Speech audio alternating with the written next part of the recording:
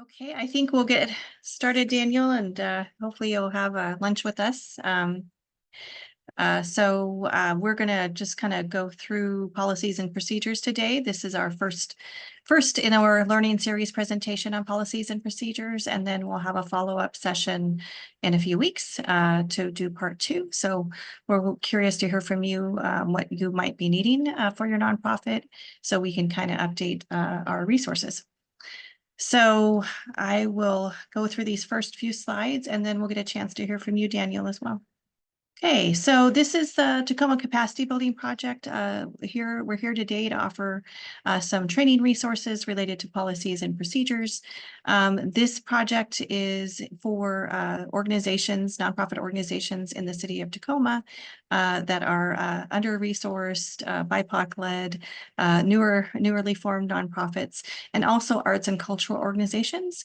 So we're supporting this work through the Department of Neighborhood and Community Services, and also Tacoma Creates through the Office of Cultural Vitality. So excited to be here and talk through things over this next hour or so. All right, so here's our favorite part. We want to get to the agenda and kind of go through what we'll be learning today. So we'll get to know each other and do some introductions and have a conversation about nonprofit policies and procedures and governance. We'll talk about building a strong foundation, and in that we have several topics to go through, including planning and governance, fund development, evaluation, checking in, making sure things are going well. A slide on administration and operations and some policies that fall within that category, as well as managing various types of people resources and some overall resources to refer back to. And then we'll be able to wrap up, thank everyone for their time, and also have any questions. Okay, so policies and procedures kind of help build a strong foundation for any organization. And as the organization grows or evolves, it's always good to update them. Some of them might be more foundational, like your bylaws and articles of incorporation for when you started your nonprofit, and some of them might be things that need to shift as you grow and address new items. So, policies and procedures also help drive the day-to-day work, and it can be a roadmap for how to get things done as you're training staff or volunteers, or, just trying to keep up with everything that you need to do in your day-to-day programming and work. So the planning and governance is the first section that we're going to talk about right now. So things don't just happen because you wish them or will them. Planning is a great part of trying to set intent for the work you're doing, whether that's client served, or maybe you're teaching kids to read, or maybe you're doing community art events or outreach. That planning is going to help you figure out what you're doing, and also to find the resources that you need to bring in to get the work done, whether those are people resources or financial resources. And running a nonprofit organization also requires a lot of governance. And so making sure that you have all the right policies and procedures that govern your staff and your board and your volunteers is real important as you set up the building blocks of your organization. And Millie, I'll pause there, because you mentioned Rebuilding Together South Sound. Are there specific things that you do with that nonprofit related to planning and governance and policies? Oh, sorry, we're still muted. Yes, there is a very specific things that we as a board directory, we need to follow. And for example, the last week we have building day in Saturday, so we need to go to the houses and give a speech to the people who are volunteering and doing a great job for each houses that we are helping to fix. And another thing it is that it cannot interfere for example, if some people has a business, if it's not doing well with the things that they need to do in fixing things, it cannot mix it. Yeah, that makes a lot of sense. If some of the clients aren't doing well, or maybe some of the vendors that you're working with or volunteers you're working with to fix things. Yeah. Mm-hmm. Yeah, if they're not good at it, maybe they shouldn't do it. At least you tried them out. Yes. Do you set aside time to do planning on some sort of frequent basis, or is it annual? How do you guys approach planning? We do the planning once a year for 4 hours, but every month we meet to see everything that is going well. If there's any problems, we need to fix it or try to fix it. And yeah, it's every month we meet, and not in summer, but for example, in June, we have 4 hours meeting that for planning for the next year. That's great. That's way to plan ahead. I love that. Daniel, what about I know you mentioned that you were previously fiscally sponsored and now started a nonprofit for Oasis Youth Center. How are you guys addressing planning, or is it all the time or on certain occasions? Yeah, we historically have had 1 or 2 staff retreats to talk about kind of organizational planning, strategic planning. And then we kind of have a calendar of things that we do. So we meet weekly as a staff for, kind of week to week planning, and then have additional planning and meetings set aside around events or other larger goals. We also meet with a community action council every 2 months. So we have 6 meetings a year with them to address any community goals or things that we're working towards. And then monthly, our executive director meets with our board and things like that for, again, kind of organizational wide planning. Yeah. That's a lot of meetings, but that's good, I Yes. think, because there's a lot of moving parts, and Oasis has a lot of programs that you're working on. So yes, and a lot of different layers. So I love that both of you shared, your different planning process and how you kind of stay ahead of the game. That's really important to keeping everybody on track and making sure that whatever you've outlined gets completed. If not, it also gives you a chance to pivot and be like, okay, maybe we need to do things differently, or kind of reshuffle our priorities. So planning in, you've heard of SMART goals and SMARTY goals. It's very important to be mindful in the planning process and be very specific in how you outline things. If you're serving, again, clients, or maybe you're hopefully rebuilding some houses together. If you're just like, we're going to build some houses this month, or we're going to fix some things this month sometime, or maybe next month, that's really not specific, and it would be hard to know what you're going to do and hard to engage volunteers or helpers in that initiative. So outlining the specificity is important. It also should be measurable. That way, you got it done. So in that example, again, if you're going out to help fix houses, how many houses are you going to help fix? What does fix mean? Is it helping change a faucet out, or an electrical plug, or do some painting? Or is it something that might be a little more complicated where you might be able to help, but maybe a different contractor needs to come in? So something that you can measure, and measurement can be in a few different ways. It can be something you count, so quantitative, something like numbers or people helped. It could also be how people feel about what you did, so that customer satisfaction. So if you went out to help somebody in their home, did they like the service? Did they think this was helpful for them? So that feedback, what we call qualitative, is very important to what people think or feel about the work you've done, and helps you kind of grow your nonprofit. If people really like the work you're doing with them, they're going to tell others. And so that's a great way to kind of take that planning process to the next level of helping keep folks happy and engaged in the work that you'd like to do to serve the community.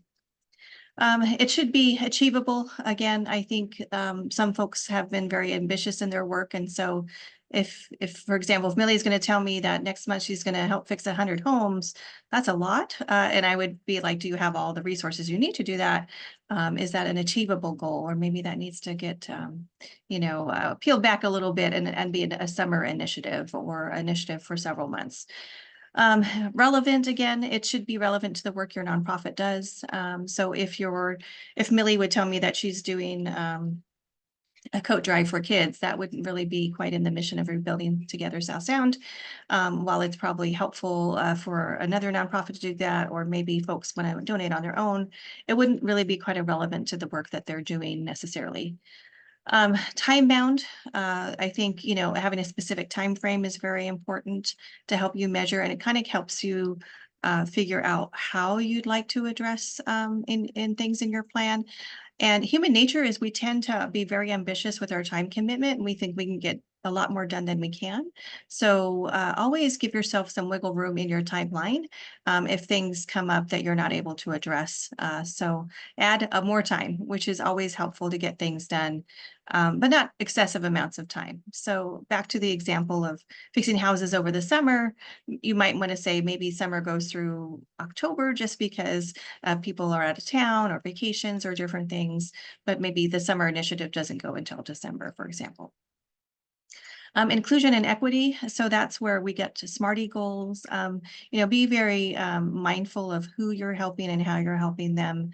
And we do have very diverse populations, in our county and our city, and we want to make sure that we understand their needs. And so making sure you can provide culturally sensitive access, language access, access to folks with minimal resources, maybe accessible work after hours, or providing maybe childcare to some folks that you're helping if needed.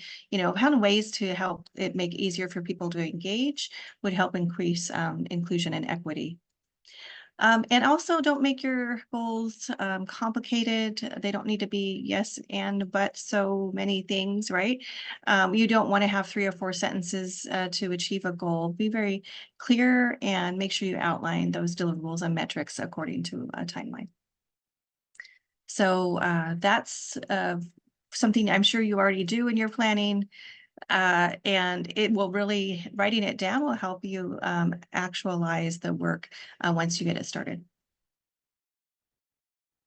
Okay, so we're going to move on to governance. So governance, nonprofits they're a lot of work, and they take oversight and governance. And so this section of your policies and procedures should be informed by your bylaws. And so when the nonprofit started, there are articles of incorporation, and there's bylaws of how you work together, when you have meetings and elections, how you recruit board members. So all of that foundation is laid in the formation of the nonprofit, and those bylaws and governing documents should be revisited and reviewed and revised as needed. Make sure that you know what they say. A nonprofit is governed by many and not just one person, whether that's a founding member or a staff member. Also, governance, it helps you organize meetings. And so some groups might be following like Robert's Rules of Order and how they pull meetings together, or they have a specific structure or a format for their meetings. So that helps you make sure you're getting things done. And you reviewed things from previous meetings and how you vote and decide on different things. membership structure. Some organizations have members, and this is how you have board members, or maybe you have volunteer members, or you might have other subcommittees. So your governance documents will outline all of those, and whatever you're choosing might really work well for your organization. Some organizations have quite a few layers. And so I think, having the board and staff and volunteers and maybe subcommittees of volunteers, it does get to be big. And so make sure as you're planning out the structure that you have the resources to manage those people and those layers. And there's clear feedback and reporting structures for information shared between the groups. And that, again, goes with executive director. Again, they report up to the board. So hopefully the board and the executive director have a shared vision and shared goals to work together. And the staff and volunteers typically report up to executive director or other leadership staff. So there's lots of layers. Like if this was a cake, there'd be a lot of layers to eat in this governance area. So I'll pause there. Any different things that you may be addressing with governance, Daniel?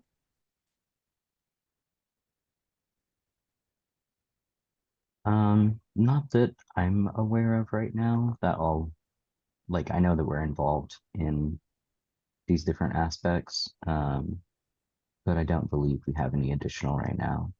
Okay, great. So that's good. We're all on the same page. And Millie, anything different that you might have with your nonprofit? Yes, one thing that I hear when we receive it in one of the classes, the women says the executive director, when she chooses the board members, needs to be people who are passionate about what you are doing. And that made me think very much, because not all the board members are because they are passionate for help people, for example, in rebuilding together, help people who their houses, they are falling apart and they don't have the resources. But it is for different things. And I say, oh my goodness, how important it is to know that the people who are in the board directory, they have passion for what they are doing. And when it is like that, everything work very well, because we will face challenges. Could be financially or different things, but if we are passionate for help people, and you're passionate for what you are doing, for what you are in that organization, will be easier. Yeah. That's great. And that's a really good point, that the staff and the volunteers and the board of directors, everyone should be really excited about the work and the mission to get accomplished. And that just means a strong sense of commitment and hopefully a lot more folks helping get the work done. So that's a great point. Thank you. Okay, so our next part here, we're moving on to the money. So fund development is a key area where nonprofit organizations have some policies and procedures around, and this would be like who's responsible for requesting funds or writing grants, and who's responsible for managing the money once it comes in. And I know there's, the executive director probably has a hand in that. The board of directors may be also helping resource funds for the organization, or, making sure that folks are well connected and excited. If you're, like we just talked about, if you're excited and passionate about the project that you're working on or the work your nonprofit is doing, you're going to share that with others and then ask for resources if those are money or people resources. It's all good to support your work. So one thing to keep in mind, though, as you're looking at fund development and helping the money grow with your nonprofit to support your programming, is you should think about the money coming in is helping you be self-sustaining. And so think about, your work for generations to come. Like, you put in that perspective, that could feel a little overwhelming, but it also could help you think, okay, we are here to stay to serve this community. We need to bring in resources for that. Also, resources, funds, or in-kind services. Maybe somebody's donating a lot of volunteer time to you, help you build capacity in your work. And so rebuilding South Sound, would have to have people to help get the building or rebuilding done and the fixing of the property, and also resources to do it. And so to serve more people by helping them fix their homes and stay in their homes, you'll have to have money and resources. So that's a lot, right? And the more you have, hopefully the more you can help. And that building capacity helps you expand your programs, because homes will always, start out probably in good repair, and then because things, weather and age, become harder to keep up. And with folks that are maybe elderly or have minimal resources or minimal, dollars in their pocket, or even skill, maybe you don't want them fixing up their house, right? They're not the best plumber to fix that leak on their sink. So Rebuilding Together South Sound is a great resource. And they had an amazing recent fundraising event, and I know that they've raised some money for that. So that's one way where they were able to plan for additional funding to help grow their programs. So any examples here where you might have been excited to raise dollars, whether it's grant writing or asking people for money or building your donor base, etc.?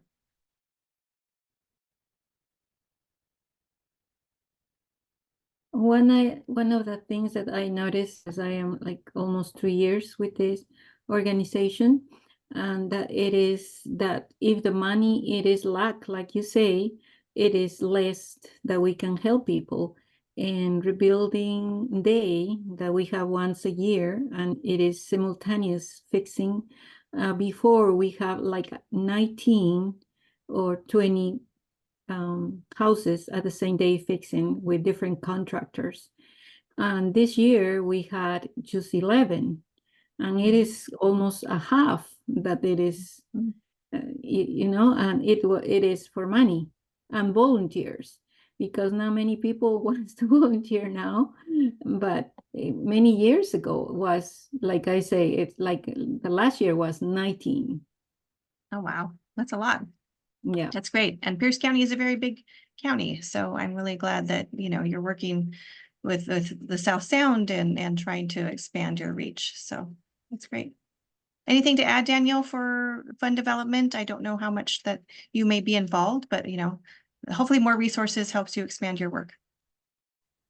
Yeah, I'm the primary person who does like that. We're looking to, increase our resources for development. As a new entitled nonprofit, it's definitely important for us to have top of mind to be sustainable. That's great. And I think, with the work that you've done, you have history, but because you are a newer nonprofit, you might be able to also go after what they call startup funds. Some folks that are newer in their nonprofit might be able to say, hey, we're really just getting started and we'd love an initial investment. So I think where you are in the growth of Oasis, you can tell a few different stories on how you might want to get funds to build your programming and expand. Okay, so fund development, we've just got another, slide here to help you really think through this. You can be a lot of things, but in this respect, we're hoping that you'll be organized. And this may be informed by the planning that we talked about previously, understanding what and why you need the funding. And so just because you need money, right? If everybody needs money, right? Nonprofits need money. People that are raising funds for their business need money. I'm sure if you talk to your family members, everybody would love more money. But in this regard, you really want to make sure that you are organized and can explain why you need the money. And Millie for example, might be like, we would really love to serve just 2 more homes per month. And to do that, it will take $1,000 or whatever the ask is, right? And people can really get around that. They're like, well, that really sounds great. I would love to serve 2 more homes a month. And, over the year, that could be 24 more people served, right? That's amazing. So that story, you can tell people get it, the math's easy. And it gives somebody a target to help you give money to you, whether that's you're writing a grant, you're asking for direct donations. People are like, how can I help? You can tell them that story. And that kind of ties into your budget needs and how they fit overall into your organizational budget and your financial goals. So as you're thinking of fund development, a nonprofit will have operational goals like keeping the lights on, paying the phone bill, making sure if you have rent for your office space, all those get paid. So those are operational expenses. And that could include staff and all that wonderful planning time, strategic planning, et cetera, all those resources for that. And the program budget will be separate. So that budget you might also have to fund will be like your direct service program, how you're helping others. Maybe you're providing meals or youth services or whatever your reach is in your mission of your nonprofit. The program budget will be an additional resource for you to raise funds for. So think of both, keeping the lights on and then making sure that you have the resources to do the work that you're passionate about. So seek opportunities. So seek opportunities that fit this passion and mission of your nonprofit. So that alignment with the funder, whether that's a donor that wants to write you a check, or that's someone that wants to write or give you money as you write your grant, that alignment between the work you're doing and the impact it has will help that funder or donor really maximize their donation to you. So tell your story and be specific there. And also, as we talk about managing the money, make sure that you're building good tracking habits and systems. So, time has a way of moving forward, and sometimes our memory isn't as fresh several months from now than it would be today. So if you get a donation today or this week or this month, make sure that you're tracking that in your financial system, or maybe you're using a spreadsheet. Tracking that dollars in compared to your budget and how you're spending it in a centralized way. So in one place will help you really know what you have and what you need. And grant and donor funding ideally should be tracked separately. That way, if somebody wrote you a check, who to send the thank you letter to. And if you got a grant from a funder, to thank them and how those grant funds will be used to support your program. So just some good practices for managing money and growing those funds for your nonprofit. And the policies and procedures that will kind of be a wraparound to these will be defined about who's doing the work. So you might have a grant writer, policy and procedure, like who's going to go ask for money, who needs to approve the grants before they go in and review them, who can accept the grant award when it comes in. You might also have policies and procedures related to donor funds. So who's asking people for money or doing the event coordination? Who's sending the thank you letters? How are those donor funds managed? So all the steps in those processes will fall into a policy or procedure or best practice or workflow.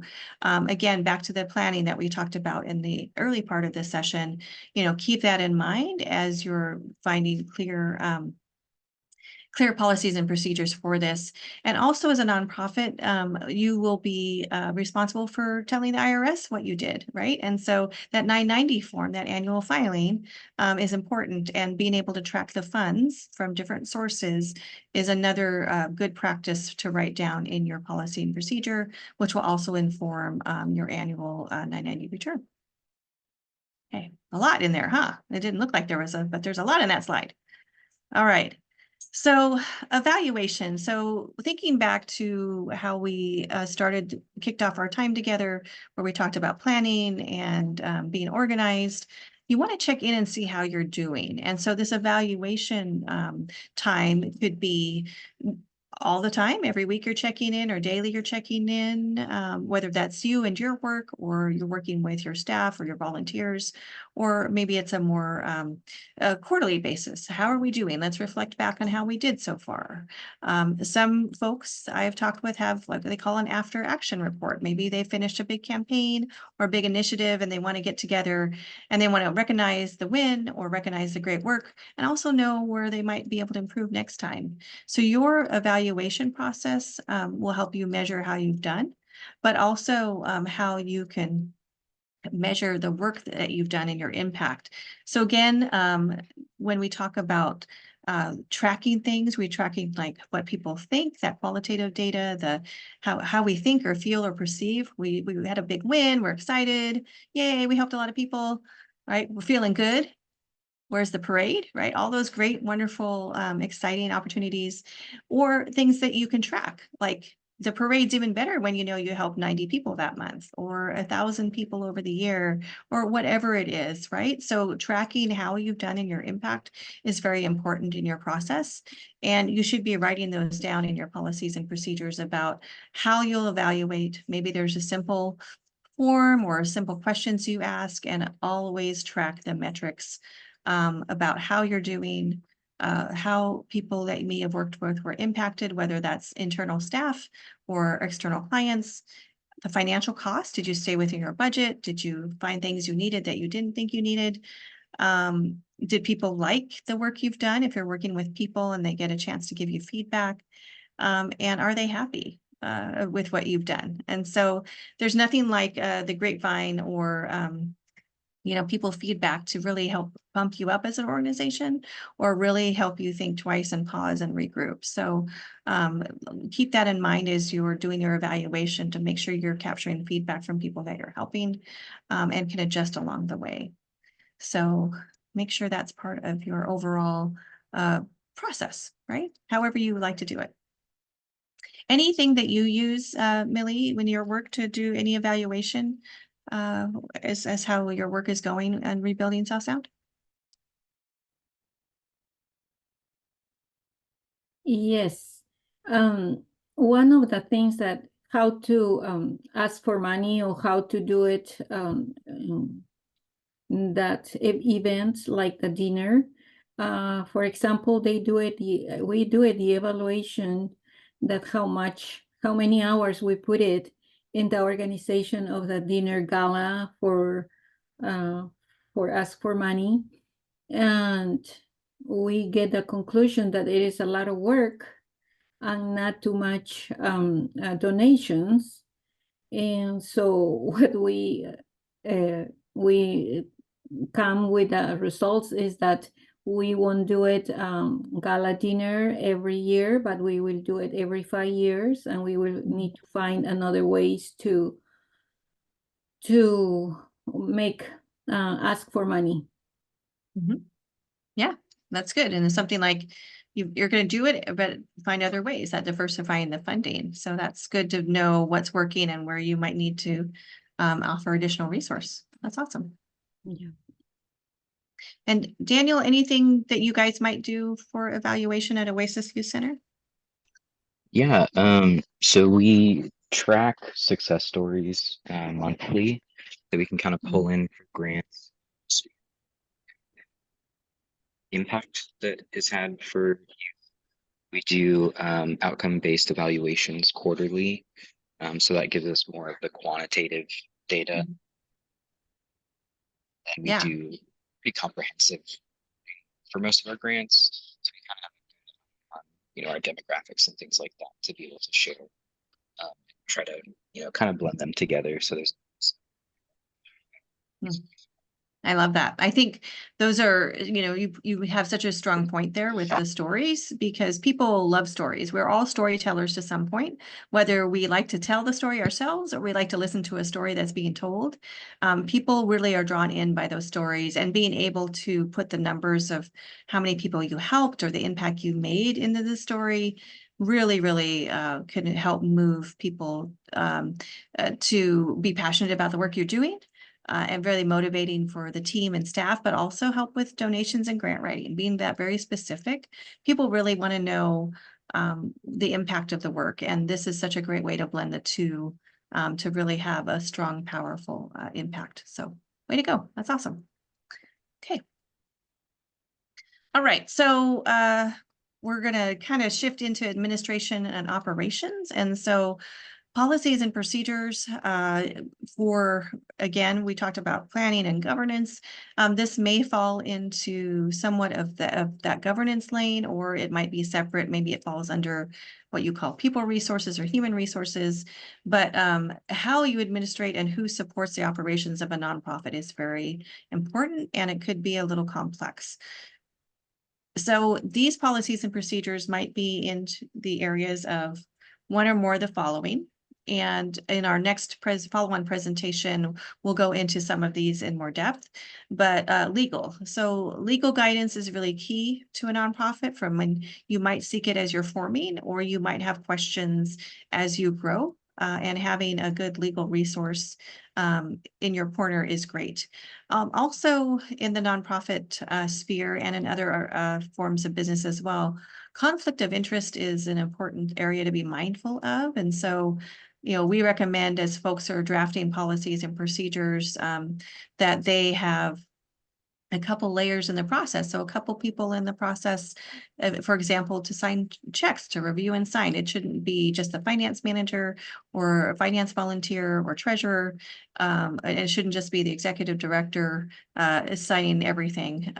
So having a couple steps in the process where the treasurer and finance director work together, or the treasurer works with the finance director and the executive director in some fashion when you're managing money, is a great way to avoid conflict of interest. You don't want to have any perception that there might be personal gain in the management of a nonprofit. And so being mindful of legal requirements and conflict of interest are really important. And also the nonprofit guidelines have been recently updated a few years ago as COVID was happening, and things have updated. So understanding the legal liabilities of a nonprofit and how they might be changing or shifting is always good. The Secretary of State's office has great resources for Washington State to be abreast of any legal requirements. And also one of the resources we have referenced in this presentation, Community Use Rise, is another capacity building partner in this work of nonprofit world, and they have some great legal resources on their website, or checklists or tools. So you don't necessarily have to have a lawyer on your team, but definitely making sure that you have access to legal resources and best practices for nonprofit guidance is great. Insurance. So as a nonprofit organization, you're going to have insurance in operations, insurance for your board.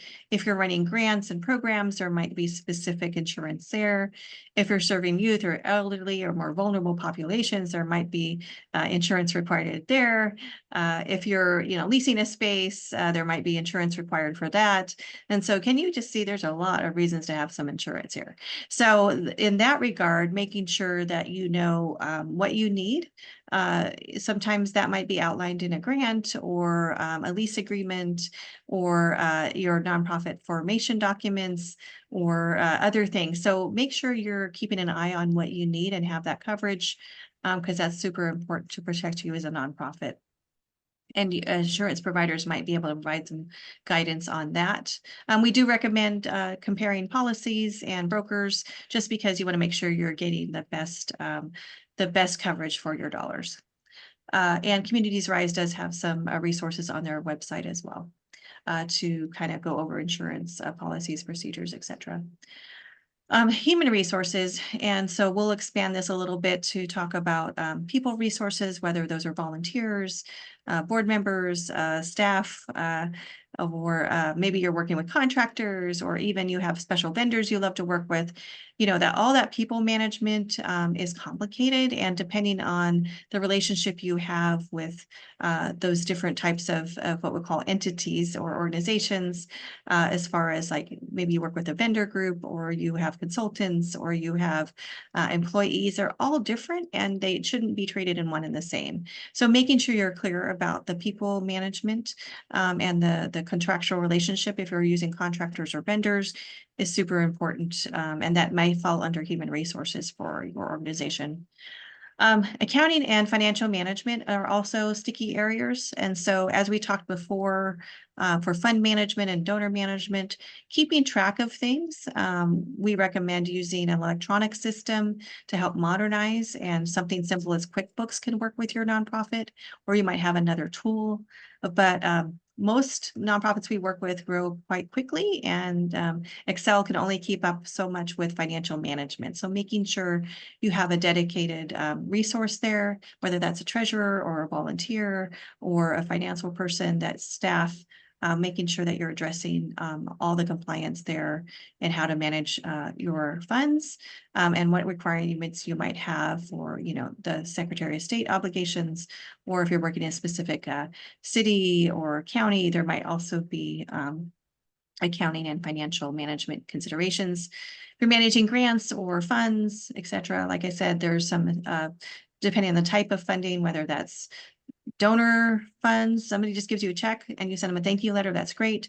Or maybe it's a grant from a foundation and there's an annual report. They might also ask for a financial report during that time. So making sure that's clear. And also, if you're looking at state or federal funds, there will be more reporting and financial compliance requirements. So just make sure that you are addressing that. Sometimes groups also outsource this category because they want to work with a bookkeeper or a grant accountant or a CPA that can really set them on strong footing. We do recommend not everybody trying to become an accountant, but also finding a good resource for that, so they can sleep at night and do the work they love, but maybe not have to learn how to crunch all the numbers in many different ways. Technology use. So technology is a great time saver. Now we're talking about how AI, artificial intelligence, chat GPT, other things might make our lives easier. There might be apps or project management systems. There might be policies related to cell phone use or being on social media or how to use social media. So think of how technology benefits your organization and how you might have guidelines or policies or procedures around technology use, and who has access to that. So lots under the administration and operations of an organization.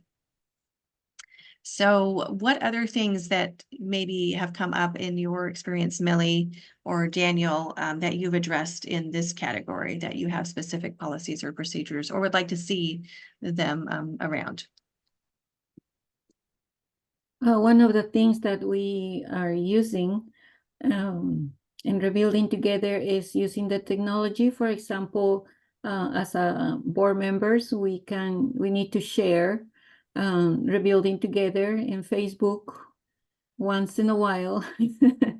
And the first time I didn't know why we need to do that, but now it is everything. It is social media.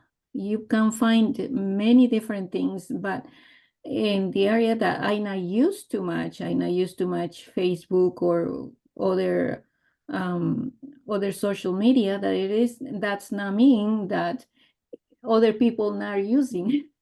So I say, okay, so we need to do this, and it is helping because many people call to the office for social media. Yeah, that's great. And it's a great way to find people. And also, like, what do you say on social media, and how do you handle if people have comments? And so social media can be fun, but also a little bit sticky. And I think a trick there is like making sure you have always something to say on social media, right? A lot of channels, lots of different ways to do it. And so I think it's definitely a way to be engaged and to engage others in your work. And like I said, people love their phones and their devices and to scroll, and it helps bring people in that might not know about your work they can just read the stories and see the pictures, and so people love that. Yeah. What about you, Daniel? Anything that you have some thoughts about, or things that you might use in this administration operations lane? Yeah, we have a lot of different things, like I said, that we're evaluating. We have some that are kind of specific to being, I think, a youth center, just in that we're making commitments as a staff. Things like we have policy around staff not using like their phones while they're driving, things like that, just to model, those behaviors. Yeah, that's a good point. Yes. And that also helps decrease liability and maybe insurance risk, if you're driving on business, Yeah. trying to manage social media on your phone at the same time. That's not good. So yeah, that's a good point. I love that. And I think in administration and operations too, you might need to find that depending on the type of money or the type of work you're doing, that your administration and operations policies might need to evolve. And what we want to be mindful of is it's always good to be dynamic, but you don't want to have policies that fit different, funders or different situations. And so I'm not sure which one applies. So try to, when you're outlining your policies and procedures, try to make sure they're all encompassing. If you have to have certain compliance or other things written into your policies based on a grant or, the type of money you're getting, you can add extra, language to those policies, but it shouldn't be extra on top of it, because people will start losing track and you'll forget which one to follow. Also, a good rule of thumb is to have policies reviewed every 2 to 3 years, unless you might need to do it sooner. They usually aren't one and done. And so they're not just something you write and forget about, but something that you kind of keep going and evolving over time. And then also training. So training's a good point as you evolve your procedures. Yes, go ahead, Daniel. Oh, I was just going to say, yeah, in looking through our policies.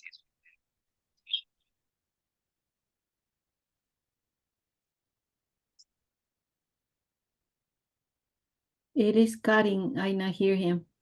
Oh yeah, maybe just say that one more time.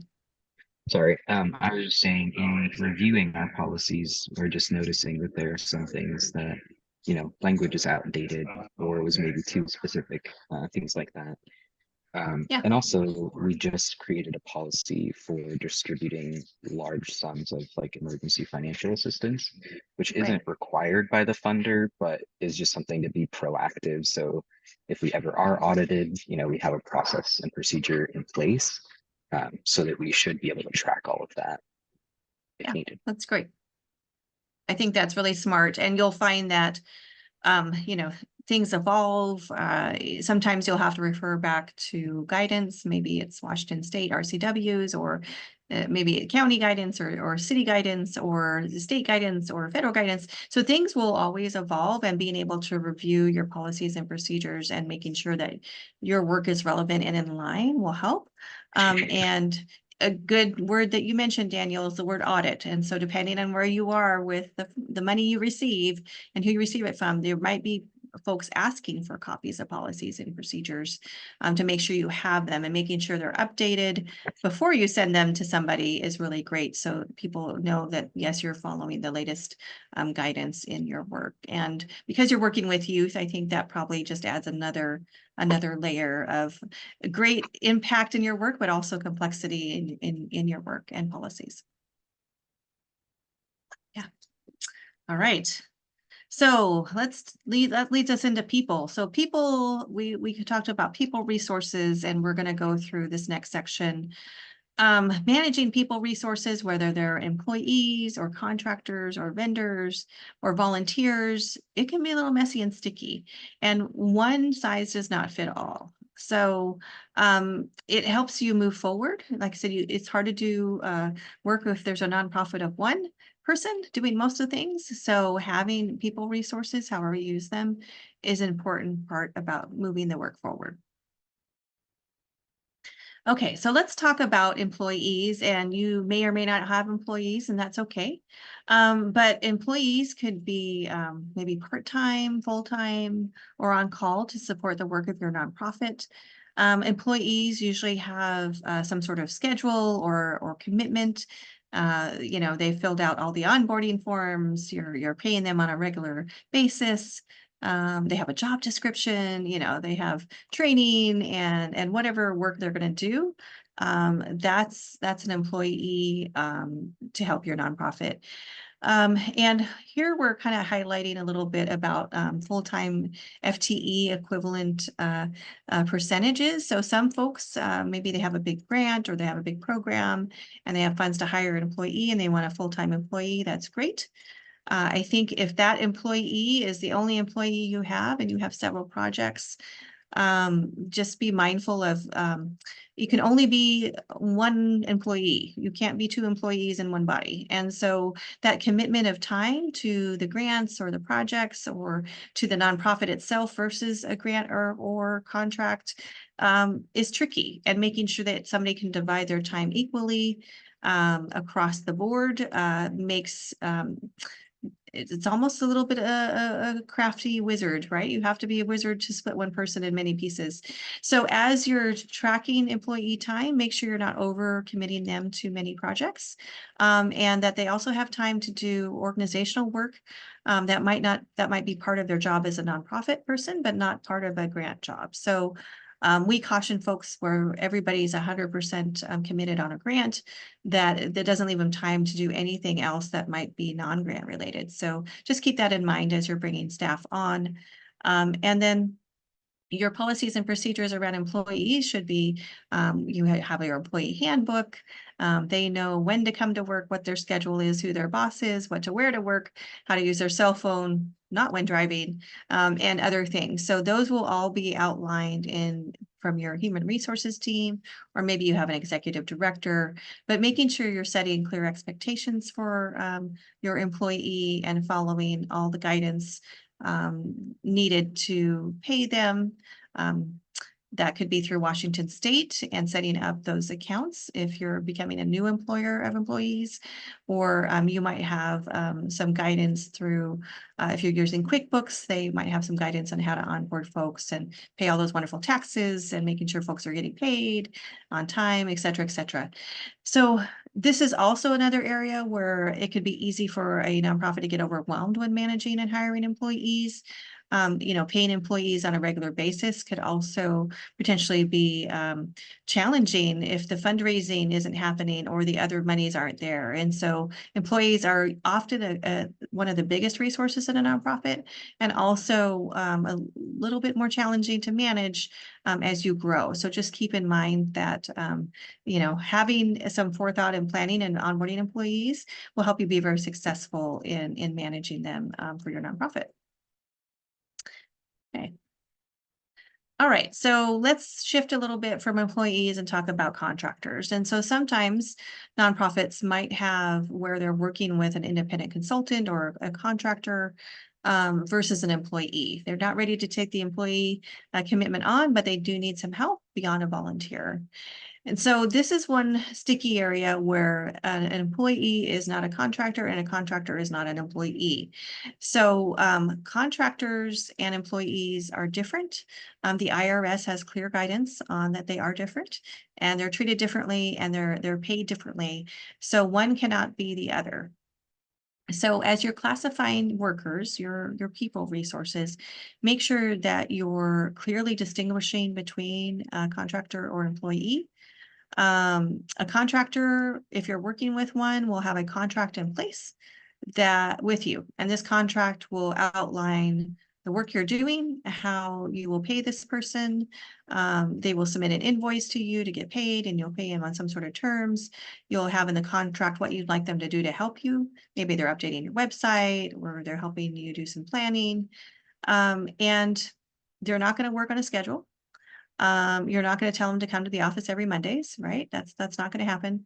And they're going to be paid based on the invoices they send to you. They're not going to be paid every other Friday like you might pay your staff if you have them.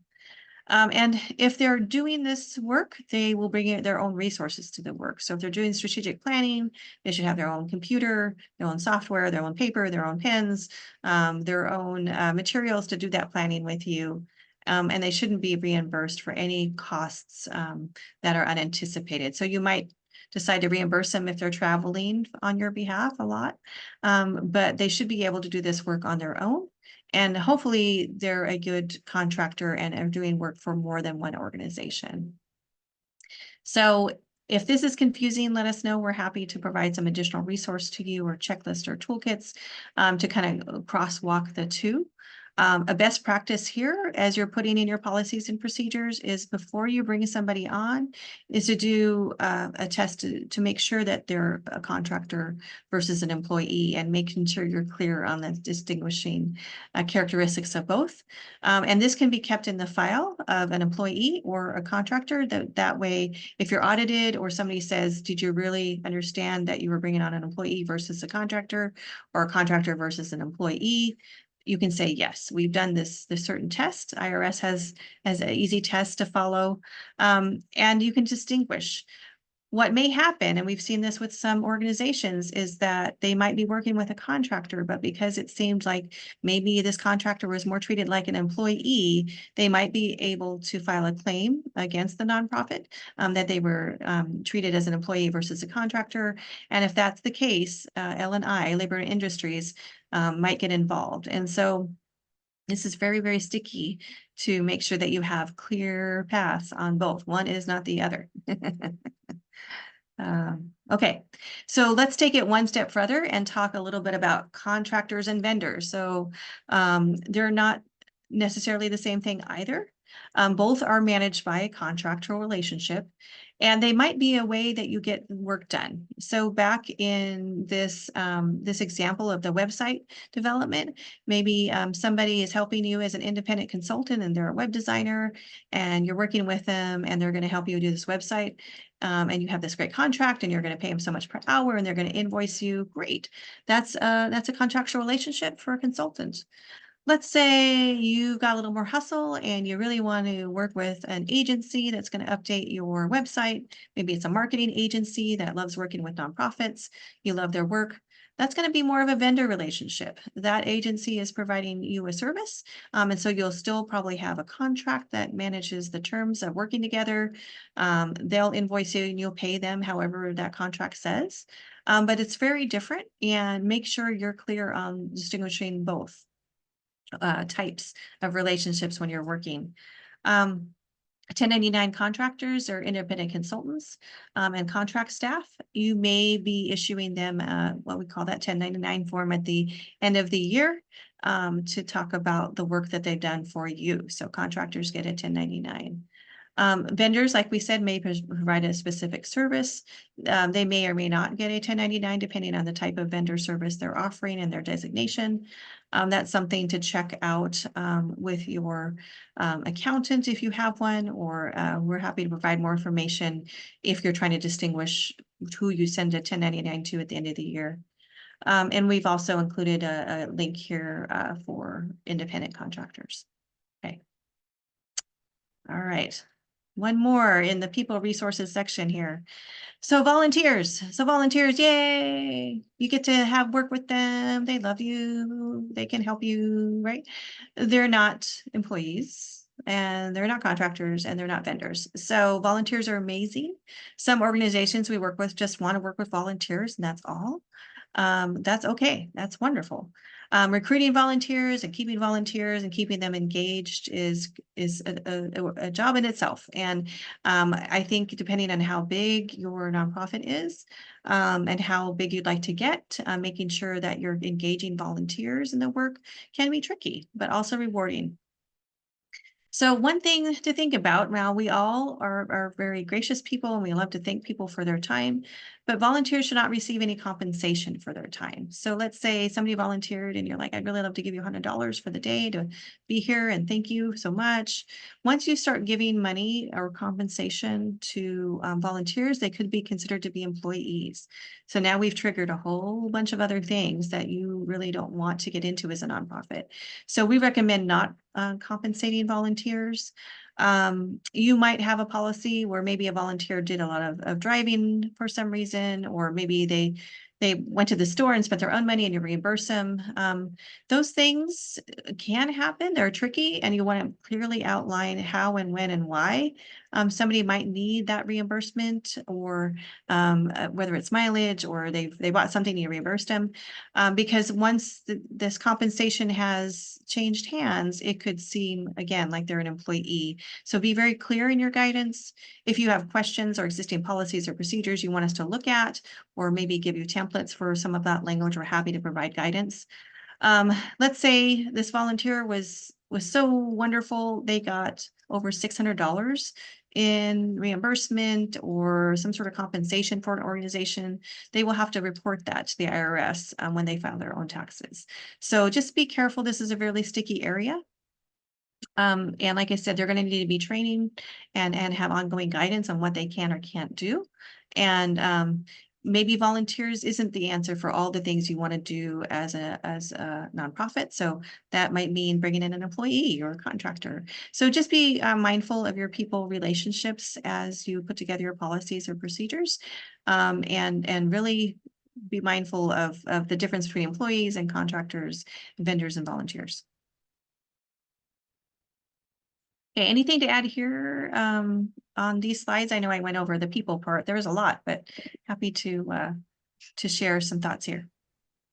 I just had a quick question regarding volunteers. So what about things like considered volunteer appreciation? Like I've been given like a gift card or something, or, you know, in appreciation, maybe we buy flowers for volunteers, or I don't know, something like that. Where does that kind of fall? I think, volunteer appreciation and recognition is really awesome to do, and it keeps people motivated because, they want to know that you've recognized them. I think when you're thinking about volunteer appreciation, making sure that what you're providing to that volunteer is not a expensive item. Like you're not going to say you've got a 12-day cruise to Alaska, right? For example. But flowers I think are fine as long as it's reasonable. Maybe you have a gift card they love coffee and you wanted to give them caffeinated. So maybe a small gift card is fine. I would just be mindful of the dollar amount that you're giving to this volunteer and the how often you'll be giving it to them. So I would say also try to find non-monetary ways to engage volunteers. Maybe you have a dinner or you want to take them to lunch or other things. That variety will help you as well instead of potentially maybe overly compensating for their volunteer time. Did that help? Okay, Yeah. okay, good. All right. Millie, what about your thoughts here? Yeah, I have a question. Volunteer is hard to find. Mm-hmm. And how it is the best way to get a volunteer for your organization? How it is the easy, better to say it is, how it's more easy to have volunteers? Yes, I think volunteer is hard to get for organizations. People are busy. I think, some best practices for volunteers is to make sure you outline what you need them to do and be more specific. Like back to our example for the website, we need to volunteer for 5 hours a month to help us, update our website. And you can do this however you like, whenever you like. Please call so-and-so for more information. So be specific on the ask, and the time commitment will help folks be engaged. And also, I think one thing that we really recommend is for people to go out and talk to other people. If they are at one of your projects or can see the work you do, they're probably going to be more excited about joining you. And also try to find people that have the time to volunteer. And so sometimes it might be somebody that's more retired or that has free time. Or sometimes it might be somebody that's super busy, but if you're really clear on the commitment they need to make, then they know that they're not going to sign up for a never-ending, almost another full-time job on their part that's not paid. So I would say that's a great resource. Also, lots of colleges, universities. There might be a way that you can bring in an intern, which is not a volunteer necessarily, but could be a great way to have, whether it's paid or unpaid. And we didn't put an example here in the slides, but that could be another way to have ongoing help and working with a school or university. Oftentimes, folks that are going through a program will need to have hours out in the community depending on the program. So that might be a way to get some resources. You can say a volunteer or intern resources for your organization as well. Thank Yeah, you. you're going to recruit them.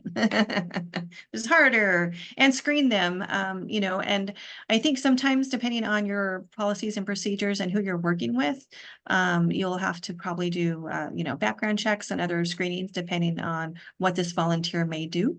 And just to double check, you know, their background. So I would say invite people and tell them what you need from them and make sure you've done some due diligence and like vetting them for your organization, depending on what work they're doing. Okay. All right. Yes. Okay, a couple resources, and we will have a follow-up presentation in a bit, not today, but in a bit, to talk about part 2 of this, where we'll kind of go through more policies and procedures at a different level. But the Washington Nonprofit Handbook is what we're featuring here. Just a great resource. It's several hundred pages, so I would say you can download that easily and do a keyword search. But it talks about what to do when you're forming a nonprofit and also sustaining a nonprofit.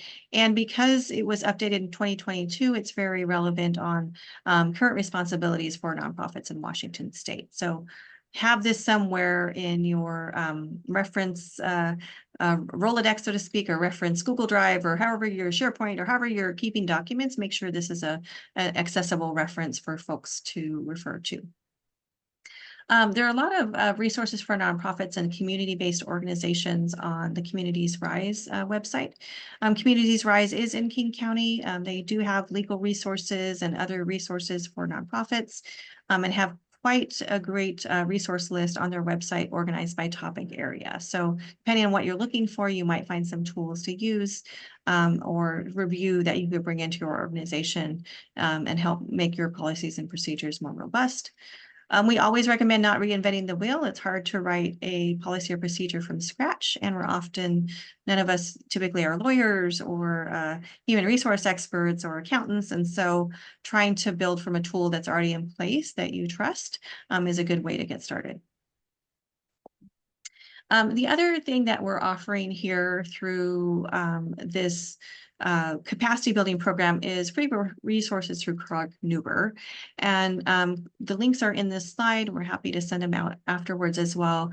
But Clark-Nuber is a CPA public accounting firm in Bellevue, and they do trainings and have resources for nonprofits that are free to you. And if you'd like to sign up for their free webinars or register for materials, or maybe you need to know how to manage a federal grant, or there's other things, I would say sign up and subscribe to their newsletters, and you can get their free training materials, because it will help you instantly build your knowledge bank for managing grants. Maybe you're filing your 990 form, your annual tax filing as a nonprofit. Maybe you have questions on how to track donor funds. Maybe you have questions on oh gosh, I want to sell wine at one of my events. What do I do? Like, you know, so those different things, they have a great resource tool available. And if you sign up and you're not finding something you need, let us know, and we're happy to see if we can bring that in for you. Also, Clark-Nuber will be providing, you know, a presentation as part of this learning series later this year. So we'll get to hear from them and learn more about what they do in the financial end of things.